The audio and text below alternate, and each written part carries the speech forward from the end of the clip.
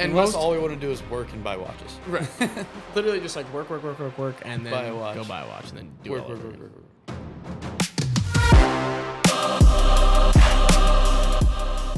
Welcome back. We're good? Yeah. Welcome back to another epi of Normalize Talking About Watches. Yes, sir. Episode 5 now. 5. Epi 5. We're killing it. We're killing it. Thank you for listening to, if you have listened in the past. If you haven't listened in the past, welcome to the show.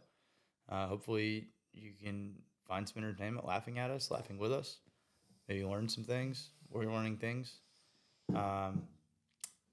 If you haven't liked and subscribed and you feel so inclined to do so, we would love that, because that is the only way that this thing kind of grows. And there's going to be a subscribe button like right here. Beautiful. Boom, do that. That would be awesome. And even if you are just tuning in, hopefully you can get some value, and that's where we would ask you to give some value to us, because that's the only thing we're asking for. So hit the like button, hit the subscribe button, and everybody's happy. Beautiful. And share it. I'm Joe. I'm Nick. That's Nikki C. And this is Normalize Talking About Watches. Bang. Let's get right into it, brother. Yes, sir. Little pod update. Little pod update. Yeah. So for anyone, if this is your first time listening, we like to keep people in the loop of what we're doing behind the scenes to, grow the podcast, fix the little things that pop up, make sure it runs like a well-oiled machine.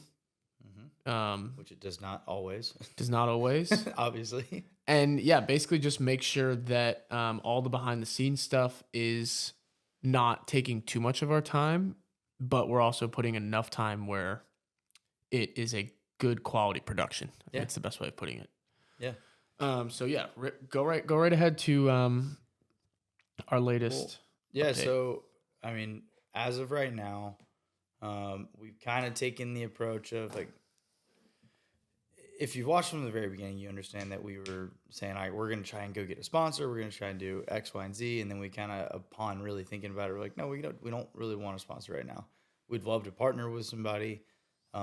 Dimitri, I think, is the obvious choice that we would love to partner with. But friends, family, anybody that would be willing to let us take a watch, look at it, and do like a deep dive on that watch and feature it on the show, create some content for it. That would be the goal, like in the short term. And we right now are to the point where we finally have some people saying, yeah, you guys can do that. Right. So, which is awesome. That's going to be really cool, because Nick and I are going to run out of watches really quickly. But yeah, we're almost there. Yeah, we're almost there. So that's the first update, is that, we are pretty much there as far as finding a few people that would be willing to lend us parts of their collections. Yep. Or trying to work with Dimitri and use some of their pre-owned selection and do deep dives on some of those watches and provide some content for those as well. Yep.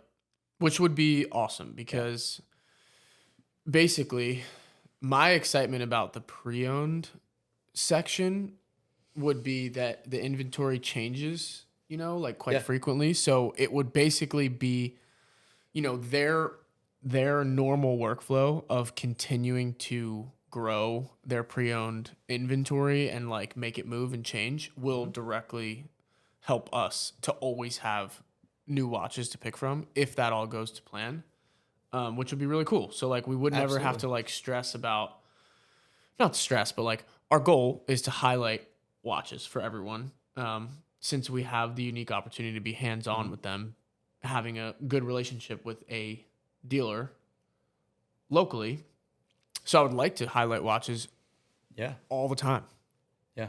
And they should, be a great fit to give us the opportunity to do so. And the more we meet people in this little network of watch enthusiasts, then we can hopefully get them to let us borrow their watches, or even just hang out.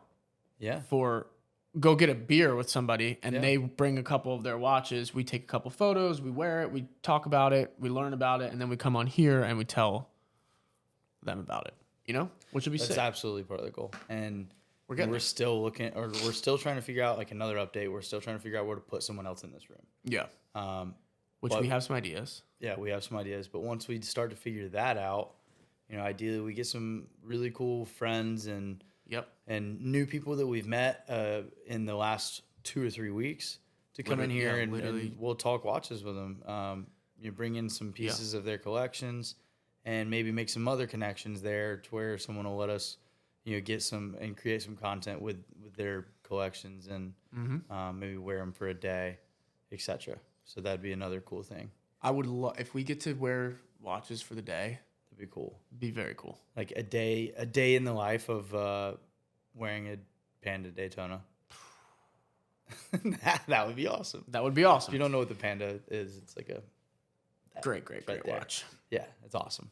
And we're not far from getting into that scenario. And the good thing is we have collateral to offer up. So like, collateral. You know, and obviously and ideally we have value to provide too. Well, we have, we have value for sure. But starting out, it's nice that we have some collateral and we have some like, you know, they know that we can be trusted to hang out with a watch. And we can give them watches of equal or more or lesser value or whatever to hold on to as collateral. But I don't think it will even get to that point. I mean, if you have a personal collection, right? Like if you're just like a friend of ours that's saying like, like I'll let you guys, you know, have a couple of my watches to shoot some content with.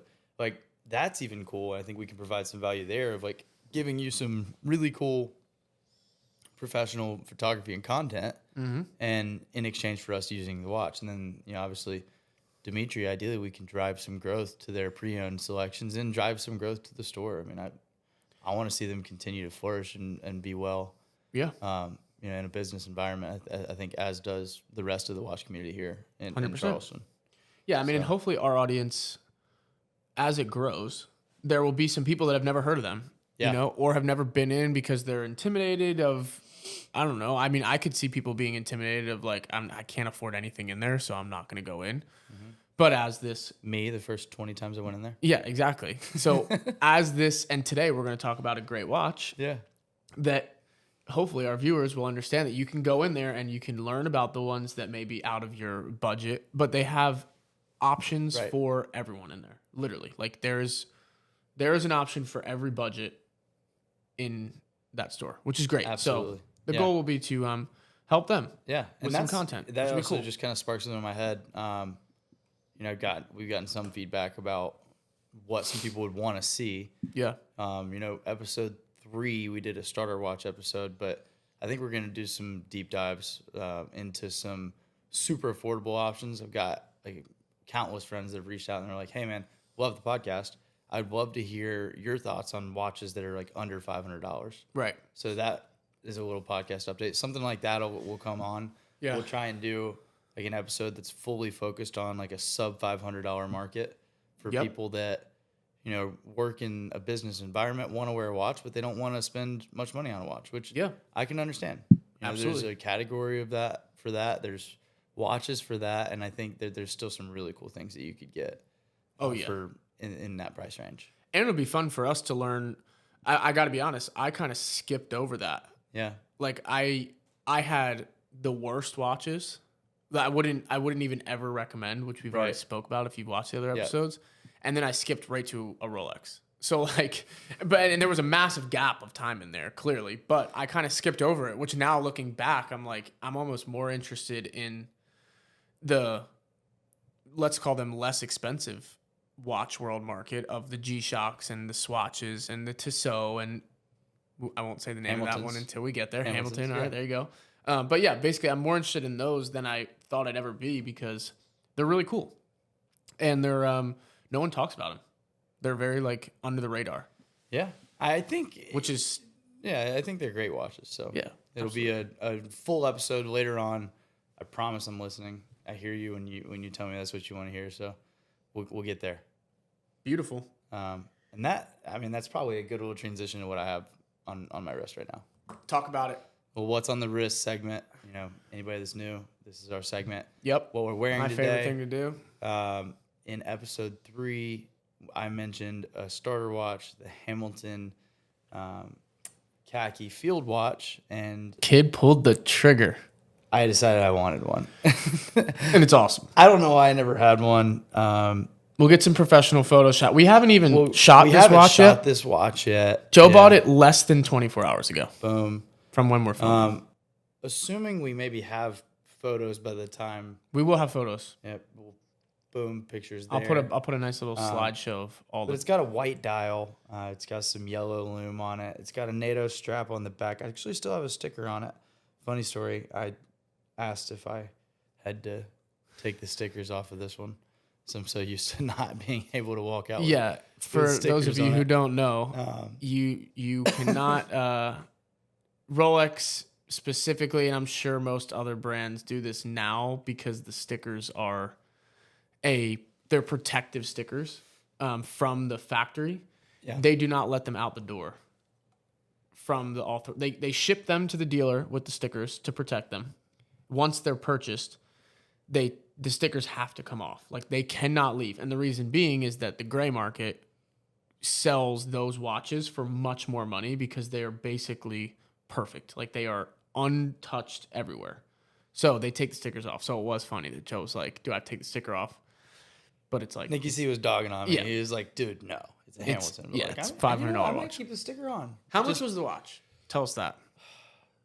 Before tax. I think it was like $495. So just in that sub 500 category, I mean, you're getting a lot of watch. A lot of watch. It's a green NATO. It's a super rugged look with a brushed steel casing. You got a white dial, which I think is really easy to read.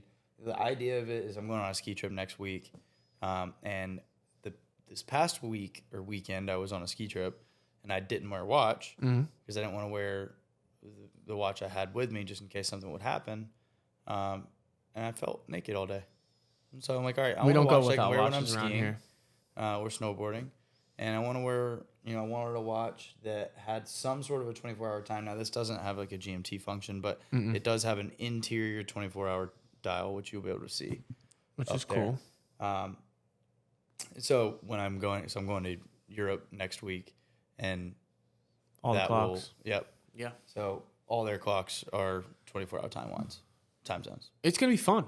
I mean, we were joking about it in the store that like it's a watch that makes you want to be outside. I want to be outside which now. Is so weird, but like just the way that NATO is so different, and we'll obviously have some photos for you guys of like how just outdoorsy that watch is. And I know we talked about my Tudor black base ceramic being like rugged. Yes. This gives off even more of that same vibe. Like we were saying literally yesterday, I wanted to just like start chopping wood when I put that watch on because it's just cool. And that's the whole function behind it. Yeah. It's great. It was in our top 5 starter watches episode 3. And I'm glad you got one. So we pulled the trigger on it. So now I also have it. Sick. I like it. And before we get into my watch, what size did you get? Because there's 2 options of that watch. Yeah, that's a good point. And why did you get that size? I got the smaller model. And actually, I should know this. I think it's a 38. I think it's a 38 as well. I'm like 99% sure it's 38. It could be a 36, though. But they had a bigger model, which was like a 42. And it was just a little bit Same exact watch. Same exact watch. Which is just cool. It was just a little bit too big for me. It's big. And it's a white dial. Not too big to wear. Not too big to wear. It was truly a thought of like function. Yep. Wearing it, being out in hiking and being out hunting and shooting, skiing, snowboarding. Like I didn't want something too big on the wrist. I wanted something small and thin. Right. Relatively petite on the wrist, and that's kind of the exact function that this fits. And then last, we're going to try to get, now that you showed me the Loom, there's a cool little Loom on it. Yeah, there is a cool Loom on it. Loom, for anyone who doesn't know. It's just on the hour hand and the second hand. No, I think it's on the on the hours. It could be. It's little tiny, but it's on the hours. It's very small, hard to see. It looks like it's the same color. I can't quite see it. We'll try to get a photo. We'll try and get a little black light and get it run. Yeah. But yeah, anyone that doesn't know about Loom is for these watches so that you can see at night. Mm-hmm. And it's like a natural, there's no batteries in these watches, clearly. So it's just a natural. Yeah, it's a manual wind, which actually makes it even cooler. Yeah, that is cool. What the hell is Loom? Hey, I wonder if they can hear this. No way. There's zero chance they can hear that. Maybe. No, I was looking at the screen. Couldn't hear it? No. Ooh. The crunchy. They can hear that one. That one's crunchy. Yeah. We'll do that again because that's like little Yeah. ASMR. Yeah. No, what is Loom again? I honestly forget, which sucks because I brought it up. What is Loom? Like, what is it? Yeah, because it runs out. Like, what is the it's like it used to be like a radioactive, like. That is something that we can add in. We'll just do a little definition right This here. is Loom. Definition box. Yes. Okay. This is what Loom is. We can skip right over it then. As we're talking, have no clue. Yeah. We could Google it, but that'll take a second, and that's just stupid. Long story short about Loom that I was going to get to after I explain what it is, although I have no idea what it is, was going to just be that it's a cool little thing, like a cool little sneaky Easter egg about watches that like you'll never see until you see it in that situation in like the dark. So normally when you're in the store, the lights are as bright as can be, and you're not really like looking for the Loom, and then you get to take it home and wear it and blah, blah, and it gets dark, or you wear it for the first day and you come home and you see it and you're like, oh, wow, that's sick. Like one of your favorite watches have super distinct Loom patterns. Exactly. We're going to get to that in a little bit because I think I might talk about them, one of them. Nice. In a bit. All right. Sweet. Yeah. Thanks for sharing your Hamilton Field watch. The Hamilton Field khaki. What you got over there? I got a fan favorite. Fan fave. Boom. Omega Seamaster 300. This, funny enough, is a 42 millimeter watch. As I just was saying, that one felt a little bit big. But this wears, to me, not 42 millimeters. Like I've tried on the 42 millimeter. What the hell's the Rolex that has 42 millimeter? Yachtmaster? Yeah. The one that's in there, though. I think they have a Yachtmaster exhibition. Okay. And it feels huge. Then I tried this on when I bought it, and it doesn't feel huge at all. And that's why I like it, because I actually, if you guys know me, you know that I rock 36 millimeters left and right. Mm-hmm. I like the small watch, so this is a little out of character for your boy. But I love this watch. Great Loom. This sound, I've only twisted this bezel. It's a dive watch, so it has a turning bezel. I've only twisted it, I don't know, 5 times maybe. Maybe less. It's crunchy. I love that. It sounds brand new. Also, talk about the band on that thing, because I put it on, and it is one of the more comfortable watches I've ever worn. Gosh, no, I can't.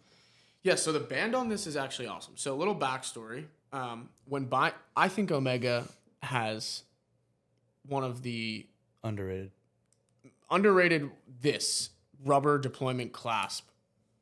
Basically, Oyster Flex is probably the best of the best. Not probably. Oyster Flex is the best of the best. Maybe that Patek Aquanaut rubber is pretty sick. Yeah. But like this is a deployment clasp from Omega. So on the back side here, which we can post pictures, you just pinch both sides and it comes loose. So there is a nice metal clasp. It's not a belt loop, which I honestly hate the belt loop watches, minus our Speedy, because it's sick. Yeah, I mean, it's still, there's nothing special about the clasp, right? I would love for it to have this instead. Yeah, it'd be awesome. But when I bought this, it came on the bracelet, of course. And the bracelet, I was just not a fan of. Simple as that. Like, I will never put the bracelet for this watch. And I'll put a photo up of it, and you guys can make your own decisions. But to me, I think it's one of the worst bracelets of all time. Have you see what I'm talking? Have you seen the one I'm talking about? No. The bracelet this comes on. It's just like chunky. It's like super thick. There's no taper, so it doesn't start wide like a GMT or something and taper off to the clasp. It's just this like fat, gross. I hate it. I'm thinking right now hard, and I just don't think I can picture it in my head. We'll have to get a picture of it. Yeah, we'll get a picture. Yeah. I have one. I bought this watch, came with it. Right, but literally in the store, I put this. Jason is who I was working with when I was in there, and he basically was like, "You got to check out the deployment clasp." It wasn't on the deployment clasp. And he put it on. I tried it on, and I was like, "No brainer." Yeah, just leave that. Yeah, so I put the bracelet in a little bag, and I put it in the box, and I've never touched it again. But this has become one of my.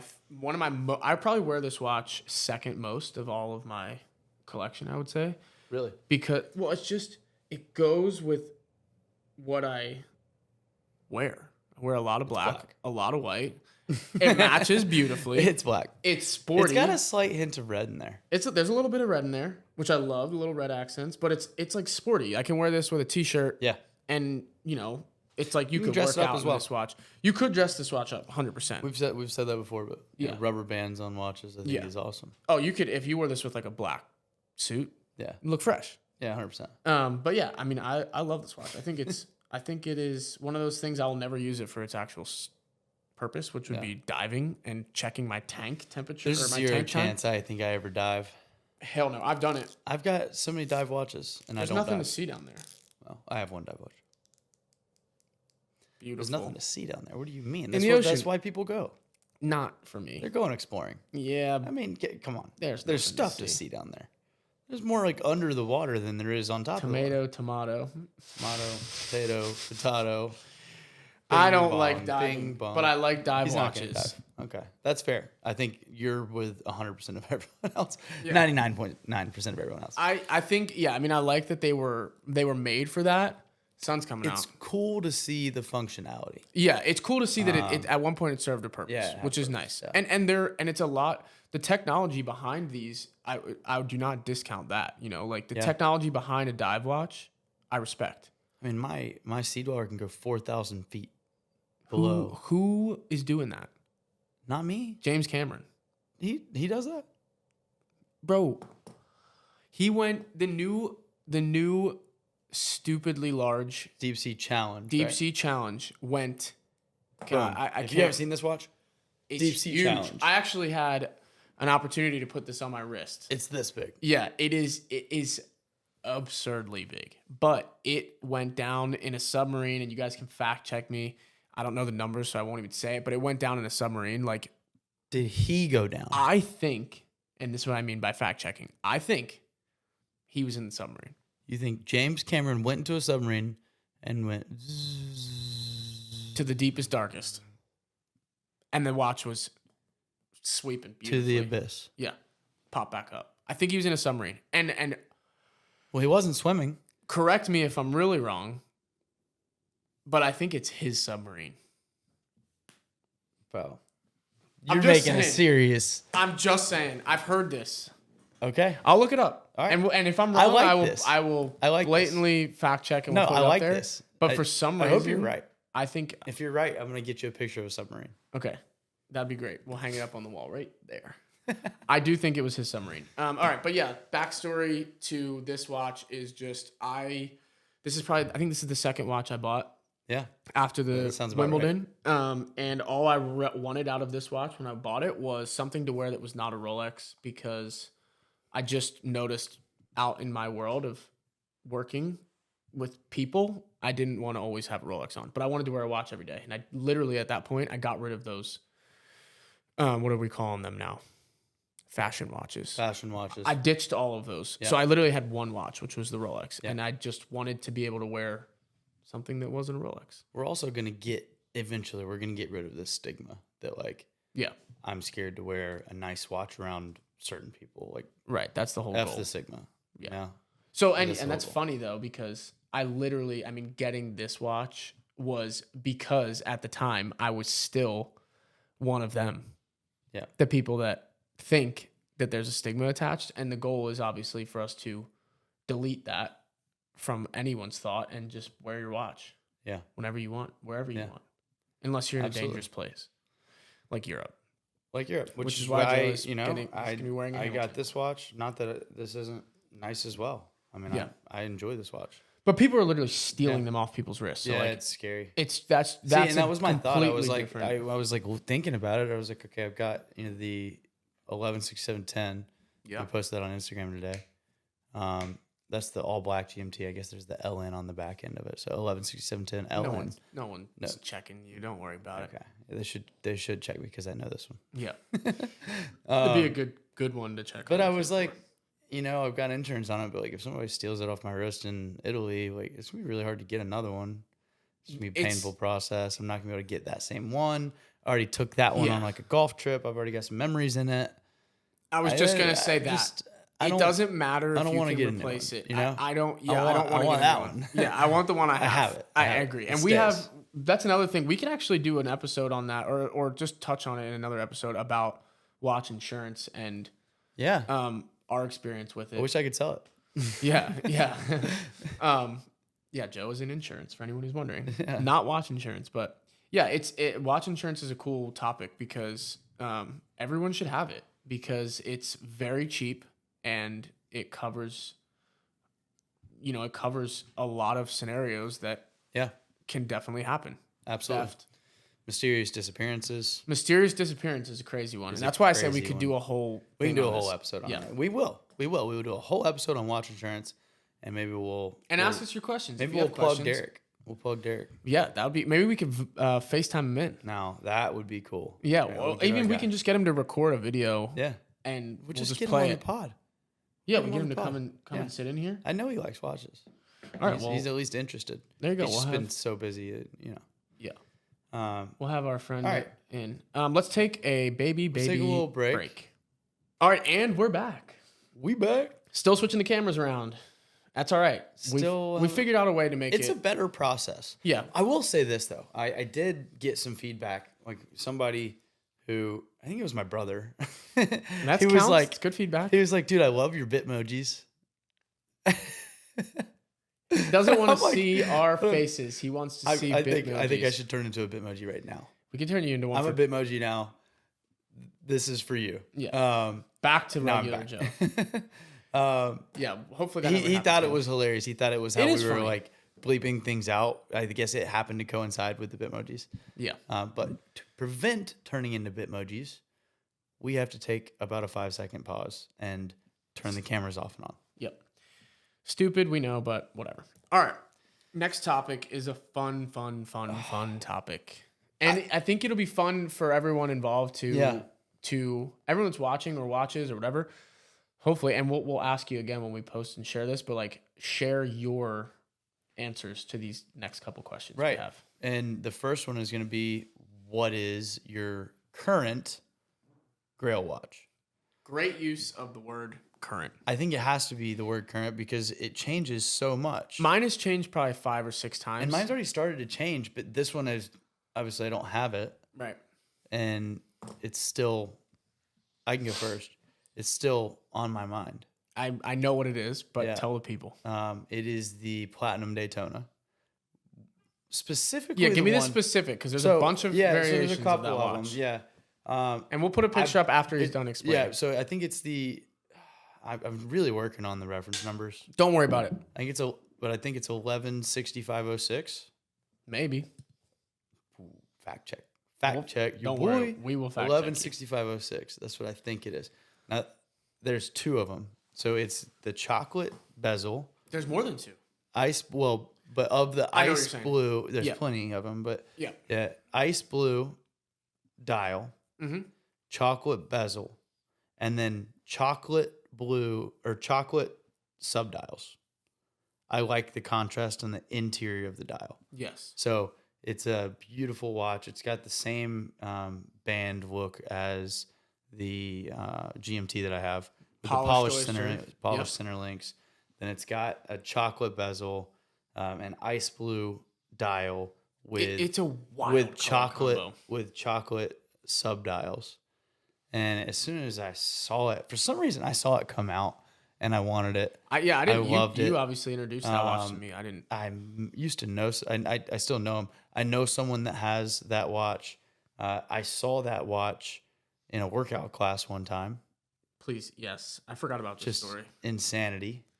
What happened to that watch in that workout class? The watch took a hit from a kettlebell. A very casual hit from a kettlebell. And, just cracked it. Cracked the crystal. Cracked the crystal. Which is something that is... It's really hard to do. Like, it shouldn't happen, I don't know. If it's going to happen, that's a way. Kettlebell 5 pounds. was swinging up and like smacking down, swinging up and smacking down, and it swung up and smacked down. And must have just hit right in the perfect spot, and it cracked the crystal. And I'll never forget, a guy just kind of casually takes the watch off, sets it on the windowsill, and comes back and keeps working out. And after the class, he continues on his way. Casually. Hats off to that guy for rocking a platinum Daytona. First of all, how much are those now? Do you know? Well, I know retail they're at like 65 to 70. Okay. Platinum, by the way, is aside from baller. Yeah, aside from whatever the price increases have happened. Okay, so yeah. Hats off to him for wearing a very, very expensive watch, but also hats back on for being just a dingus.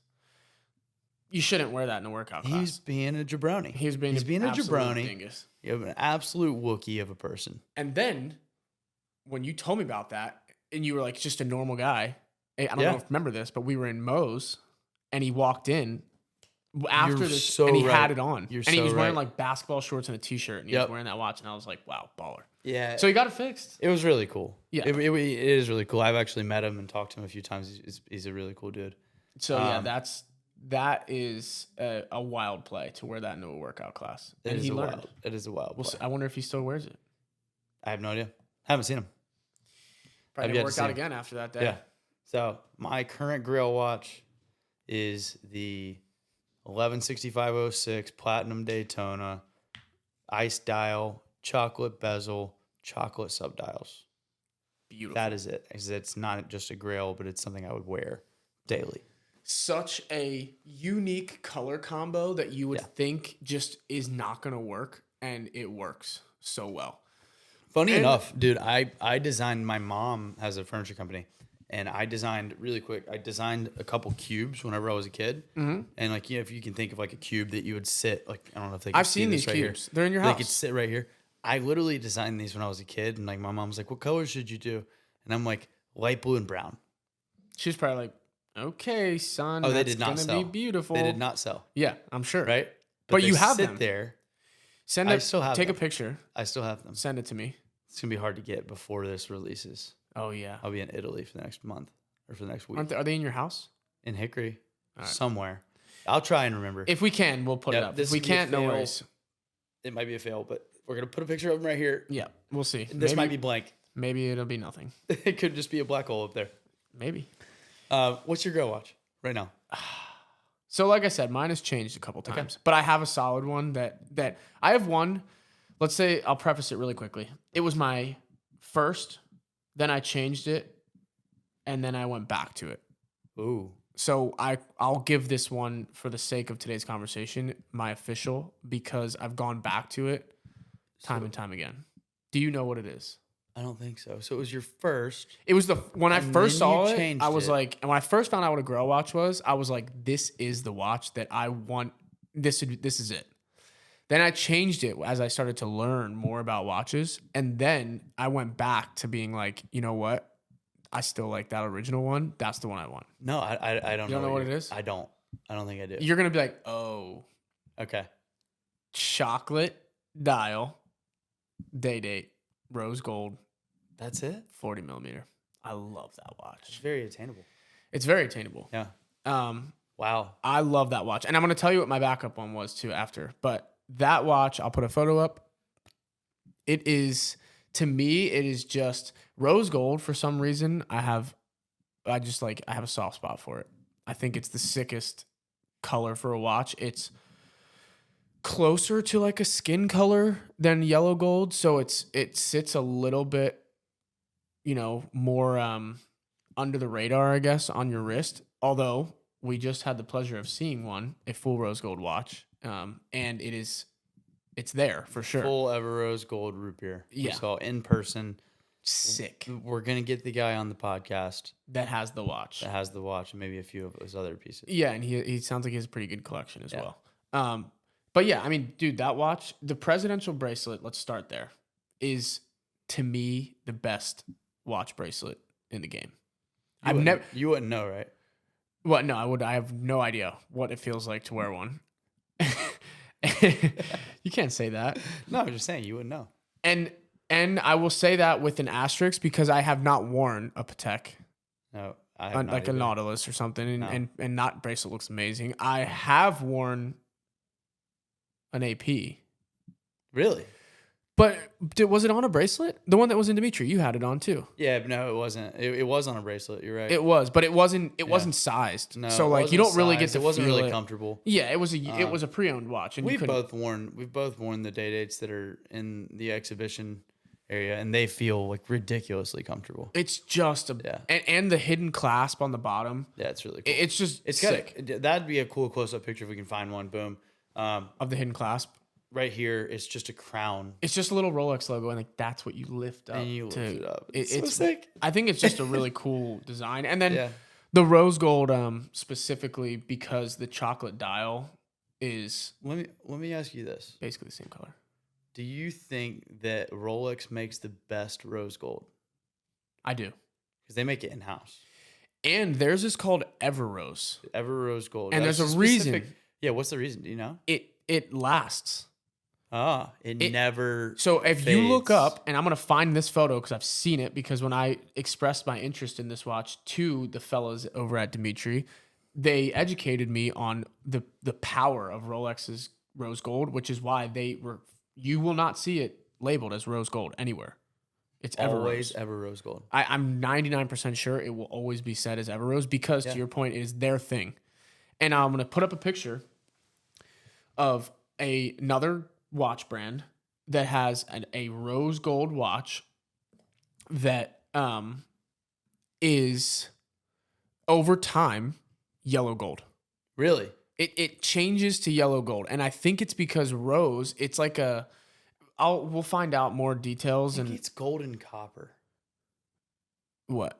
Rose gold. I have no idea. I think it is. I have no idea. Nicole makes it, or gets it made. Yeah. Well, she orders it. Right, but she knows a lot about that process. We can find out, but I just know that other brands have done it in a way that it will patina over time back to yellow gold, so it doesn't live as rose gold for eternity. Whereas a Rolex, as far as my knowledge goes, I don't even know if there's any vintage rose gold Rolexes out there because I don't think it was out that long ago. I don't know when the first one came out. I'm sure we can find that out, but basically they hold their rose color for as long as you should have the watch, which I think is really cool. So yeah, to answer your question, I would say yes, they do make the best one, but we could probably do a full episode on how they make their rose gold and like the inception of that, because I think there's a pretty crazy story there. Yeah. Long story short, that's my watch. It's sick. I think it's really cool. I think it's classy, but I also think I could. My number one rule for a watch is: do I feel comfortable wearing it in a t-shirt and sweatpants? Absolutely. And if I do, I'm getting it. Super. If I don't, super important. I might still get it. And if I don't, probably still get it. I don't know. Yeah. So tell us your Grail watch, please. And it's okay if it changes because ours have changed clearly. But yeah, tell us what you. And also for people that don't know, because I didn't know what a Grail watch is. It's just a term, made up by people in the industry. But correct me if I'm wrong, it's just your end all be all. That's the one watch that like you want more than anything. There's obviously other watches in lower tiers that you're like, oh, I'd love to have one of those in my collection. This is like the one. Once you get it, you're like, best watch I have. So favorite by far. The interesting difference in Nick's and mine is Nick's is relatively attainable. Mm-hmm. You probably get one in the next 5 years. Call it easily. Mine, at retail. I truly believe mine will be discontinued and gone before I can ever get it at retail. You're gonna pay 6 figures for yours when you want it at some point. And it's gonna be a disaster. It's gonna be a tough day, but it's gonna be awesome. At that point, wife and kids are leaving me. Yeah, you're not telling the wife and kids about that one. You can tell them I gifted it to you. Okay, that's true. Or just tell them. Yeah, or just don't tell them. Or just don't tell them. Yeah.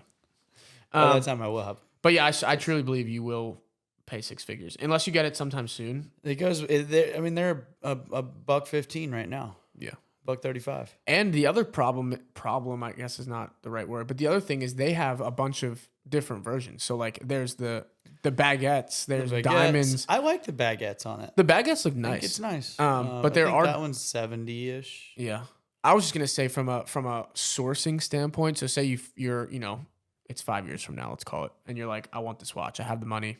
Find me one. Finding one that's the exact version you want might be difficult. I don't know.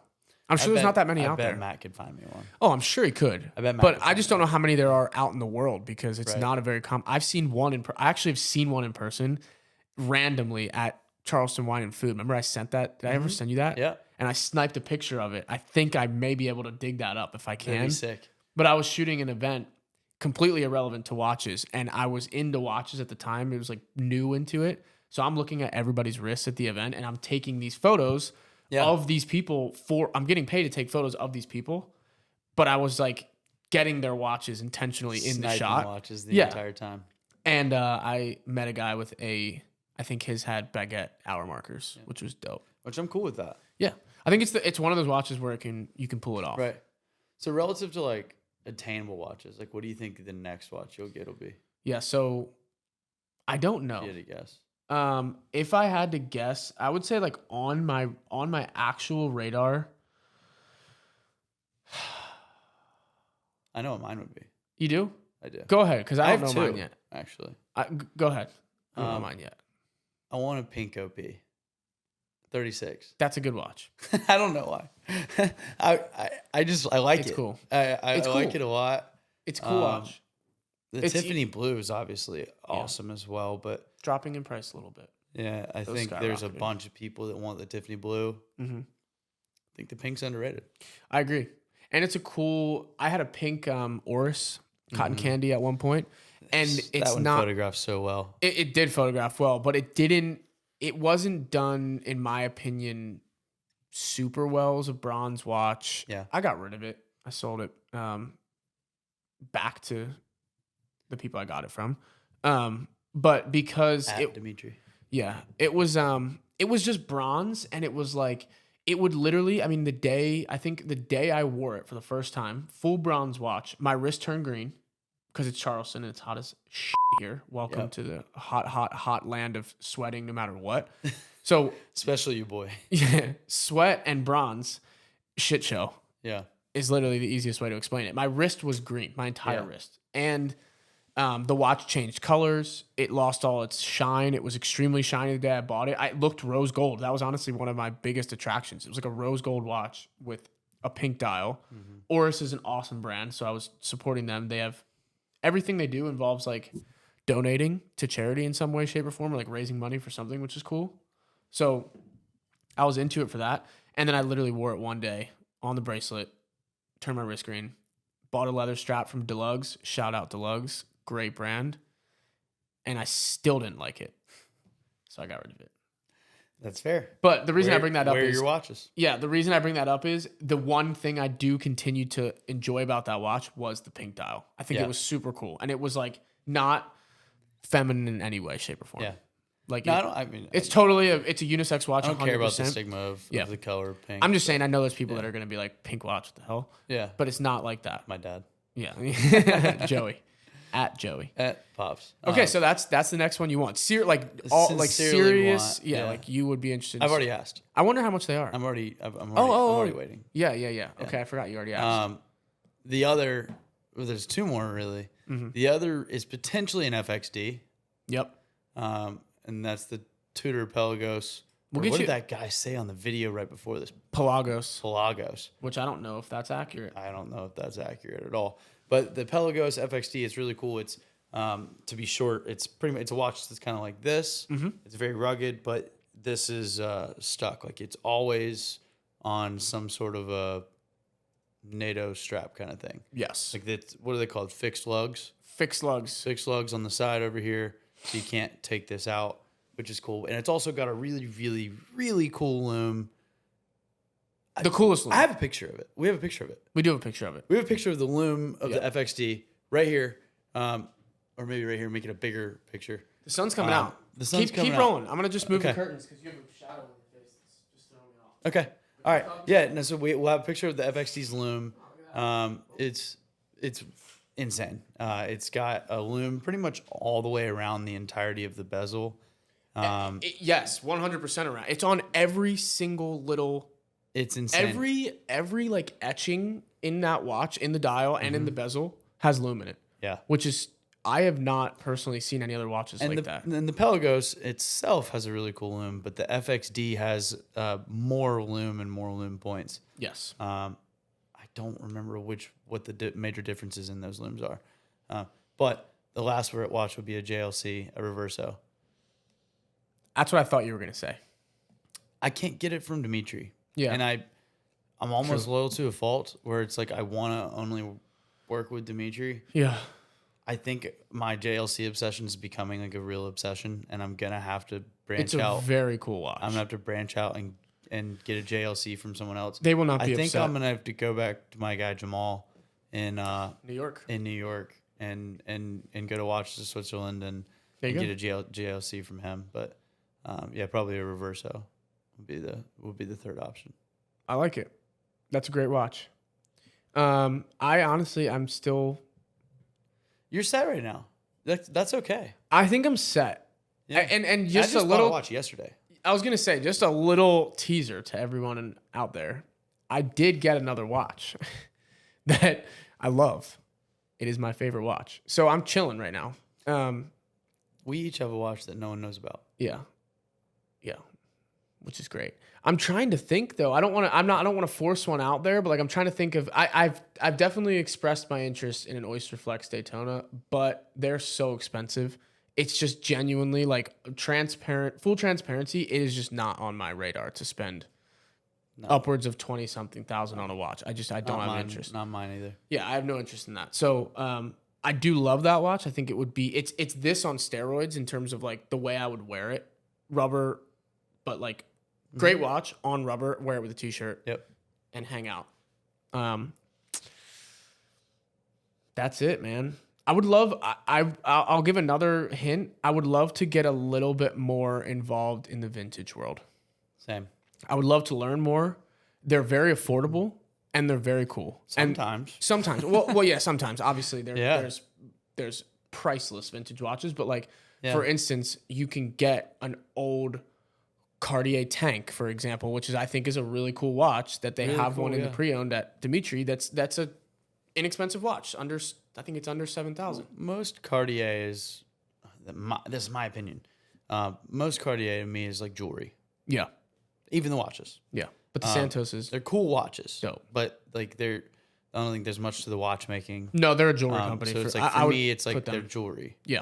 I'd put them in the jewelry But category. still really cool. So like you would want to buy something from Cartier vintage or used or pre-owned because you're going to lose so much value as soon as you buy it, and it just doesn't make sense. You can get them at a discount. But even vintage Rolexes are some of them are affordable, you know. Absolutely. And I like the I say this you as like a the hint. patina? I like the patina. I like the loose bracelet a little bit. Like I thought that I would hate that, but now that I've worn it, I like it, and I'm like, this is cool. Yeah. And there's a story, and the watch is older than me, right? You know, so like on the topic of vintage, it's very cool.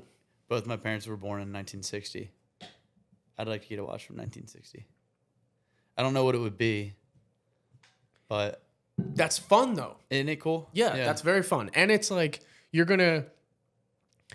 you will look at that watch, and at least my thought on mine. Yeah, you're always going to think about mine. Obviously, is not tied to my parents, but like I always think about when it was from, and I'm like, wow, this is crazy. This is literally. I'm going to give another hint.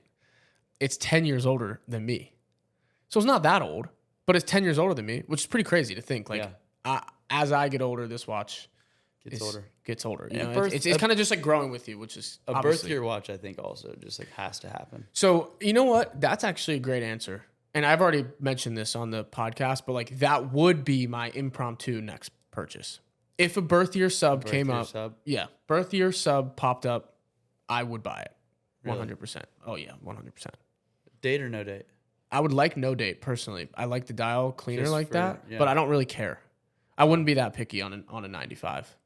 If I were to get a new one, I would absolutely get a no date.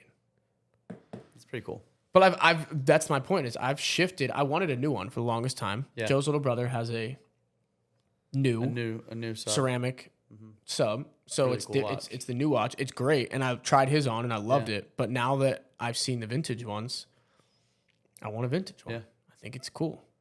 So That'd be my next Awesome. purchase, I think, would be something vintage, and something in the vintage space. Something vintage. Yeah, I think it's cool. And it's much more affordable in most scenarios to just make a little impulse buy. All the other watches I want are I like impulse buys. yeah. This is impulse The buy. 5-digit purchases you just can't keep doing them. No. And that's what most They're not watches sustainable. are. No. Not right now. Unless all we want to do is work and buy watches. right. Literally just like work, and then Buy a watch. go buy a watch and then do Work, it all work, over work, again. work, work. All right. Well, that's the last topic we have. Does that bring us back to the end here? Yeah, and our timing is just beautiful. How much time do we have left? I mean, on the cameras, can you read that? Bottom Cannot. left? Go peek. 24. All right, we got 5 minutes. Okay, great. We can have wrap 5 it up. minutes. Hey, if you made it this far, Hell yeah. hell see, brother and sister. Some people are staying up late watching this, apparently. You know That's who right. you are. Yeah.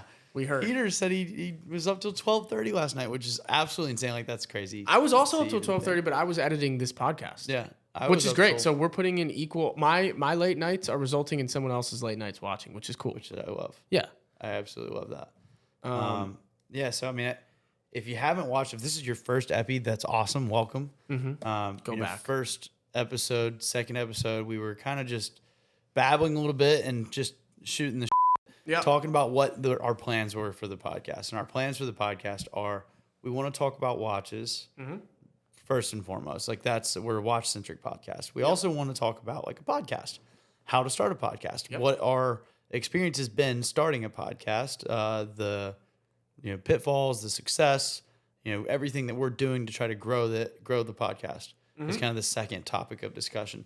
Third topic of discussion, and it hasn't happened yet, is bringing in some guests and talking, with people that are interested in watches and hearing their story relative to watches, but also their stories in business and how they've made some success to be able to afford the watches that they have. I love it. That's a great way of summarizing it. I think that's what I'm mainly excited for. I am too. Because in our short little stint that we've had here of learning about watches and meeting people with like-minded, what's the word I'm looking? Oh, meeting like-minded individuals. Yeah. Everyone seems to have, for the most part, a very cool, and this is why we literally are taking these strides to normalize talking about watches, because everyone that we've had a conversation with, at least I won't speak for you, but for me, has been extremely humble, has worked extremely hard for their watch, and is more than enthusiastic to talk about it with a completely random person. So we're going to just try to take those people and put them next to Joe on the couch and have them tell us their story. Joe's legs are going to have to move. Yeah, we're going to have to, Joe's not going to be as lax as he typically is, but Which is we are okay. going to, coming soon, we're going to rearrange this room. So this may look a little different in great ways, but we are going to use this space. There was thoughts of potentially swapping to the space over there. We're not going to do that. All right, cool. Well, we may. I don't know. We're going to try to rearrange gonna try this If first. this fits and works, we're going to use this. But the goal, and this will be the last thing, the goal is to make this a 4-person comfortable room. So we can have up to 2 guests. Right. And then if we need more, we have the studio. Yep. Which is still a great place. Yeah, it's just white. It's just a different vibe. Yeah, so it's completely, it's going to look different, but it's capable of, you could fit way more people in there for sure. All right. Hey, thank you. Thank you. We will see you next Friday Yep. for another episode of Normalize Talking About Watches. And until then, that'll do, donkey.